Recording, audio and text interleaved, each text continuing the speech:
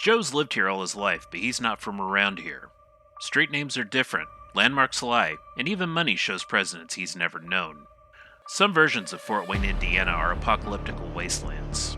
Others harbor dark secrets. But when trouble strikes, Joe opens a trash can and tears a six-dimensional rift in reality. Inside lies a void where he glimpses the multiverse and rides unknown currents to another Fort Wayne, Indiana, hoping that this one may actually feel like home. With each crossing, his memories slip away. Only Nobuyuki, his shape-shifting Kitsune companion, remains constant, and they are hiding secrets about Joe's past that he may never remember.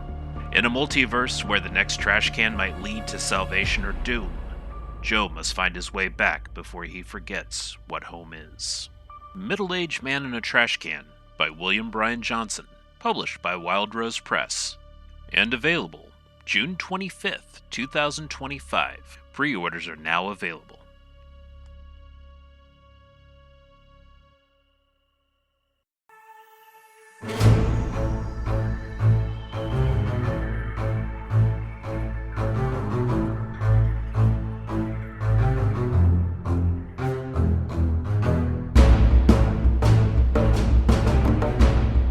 And welcome to Tiki Man and the Viking podcast. This is the Viking. In the next several episodes, we will be talking with attendees and speakers who are at OWFI. Enjoy, and go read a book. There you go. We're here with Kenyon Blunt, one of the attendees at OWFI. Kenyon writes historical fiction, correct, which fascinated me because I write historical crime fiction, but you go way back. I only go to the 40s. Tell us about what you're writing. Well, I was inspired. I grew up in Kansas, Okay. so outside of Topeka, kind of in between Topeka and Lawrence. And I went to school at KU, so I was always kind of fascinated with Quantrill's raid. Uh-huh. So, I don't know, I started researching it. I kind of decided, my first novel ever, I tried to do a mafia thriller, and it was terrible. It's still sitting on my credenza. So I said, well, maybe historical fiction, because, you know, it's kind of one I like to read. And so anyway, I go, well, what do I know? And it's Kansas. So I started researching Quantrill's raid on Lawrence, and that happened in 1863. Okay. So Slow setup to the Civil War. it was, yeah, right in during the Civil War. So anyway, my book takes place in those years up and into, including Quantrill's raid. So that's the climax of the book. Where about, depending on who's counting, 250 to 400 people were killed in Lawrence. I guess if you grow up in Kansas, have heard of the story, but most people haven't. So that's why I thought it'd make a pretty good book. And that's where, you know, there's so many books, movies that have come out where there's been these pieces of history that people, you know, everybody knows dates and places and battles when it comes to Civil War. But when you take this episode, which was shocking as I'll get out, how long have you been writing? Was that your first book? It's my, in my career, I was in marketing. So I did a couple of business books, which had no application to this whatsoever. But this is my first novel. So, well, I tried that other one. Right, the mafia. Right. Oh, that was terrible. How long did this take you to write? It took me about 2 years, year and a half to 2 years, depending. And what research did you do? It was pretty much just, I didn't do any primary research, like going to historical societies. So most of it was online and books. You can get lost in that stuff, is what I found out. But it was really quite fascinating. So I went through some of the historical archives online, like in Lawrence and Topeka. But that's principally, and books that have been written about that time period. Well, and that's what I find too. It's like when we talk with Dr. Forrest Jones, who wrote a nonfiction book about the civil rights movement and the civil rights movement in Northern Ireland, that takes immense research. Well, it took him 5 years. Right. Now, when we write historical fiction, we need to do just enough research to make sure that everything is factual, accurate, and believable. Okay? Right. Now, you told us that this is one of 3, sir? Yes. So Okay. I decided to get a publisher, they want a multi-book deal. Okay. So I go, okay, how could I do a multi-book deal out of this? So the second one, which I'm almost done with, is called Try Me and See, and it's set in Dodge City, so I can take the protagonist from here into that one Okay. pretty easily because of the time frame. So anyway, you've probably heard about those times. This one, Wyatt Earp and that Master. So they were all in Dodge City at the same time. The days of the Wild West. Oh yeah, it was. And if you do any research on that, it was really fascinating. There were like no laws. It was like Sodom and Gomorrah right in campus.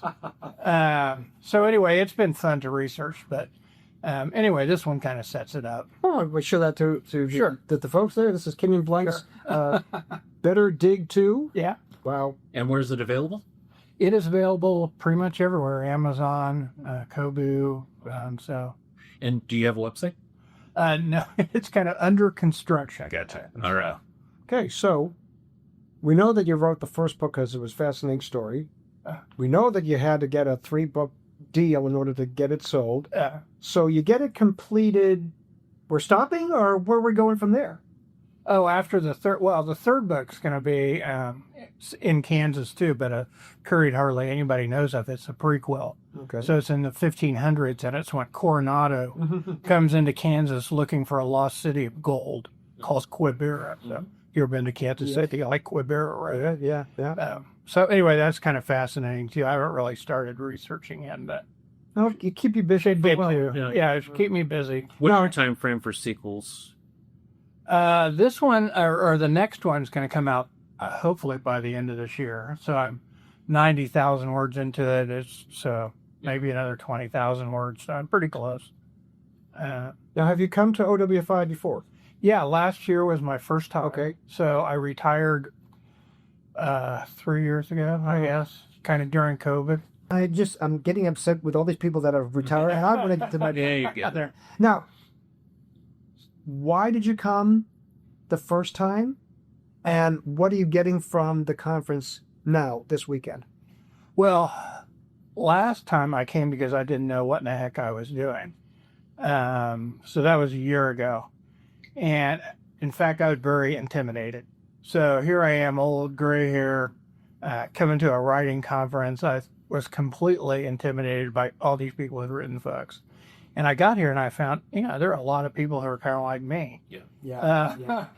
So, just starting out, when you retire, which you haven't yet, but you do have more time on your hands. So it really helps your writing. Well, he says that, but he doesn't know my wife.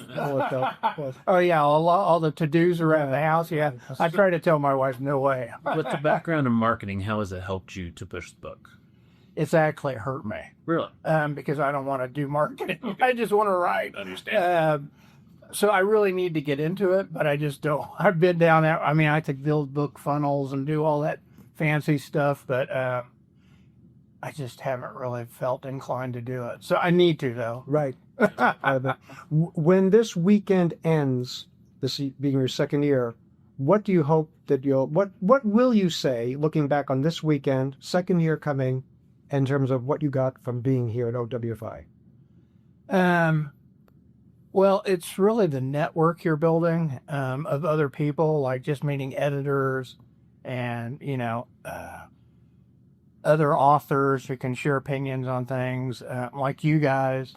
I'd say that's probably number one, because while writing seems to be a solitary endeavor, it's really not. I mean, you have a team of people that you work with, and also you do need social interaction, especially when you're retired. Don't get a lot of it. Right. So anyway, I'm finding it very good at that too. Yeah. And it's great to network and be people that you've not ever met before and get your name out there. And, you can come here and it doesn't matter your genre, your experience, your publication history. Everybody has a sense of, I get it. I know what you're going through, man. Other fun. Kenyon Blunt, thanks. Thanks, guys. We always finish every episode of our podcast with the same expression. Read a book. Kenyon Blunt, All right. Better Dig 2, Here. book 1 of a 3-book series. Thanks a lot, Kenyon. You're welcome. Thank you. Tiki Man and the Viking Podcast brought to you by Rumination of Thunder Media. The following intro and outro music was used for this media project. The music Find Them by Alexander Nakrata. Free download from filmmusic.io. License Creative Commons Attribution 4.0 International.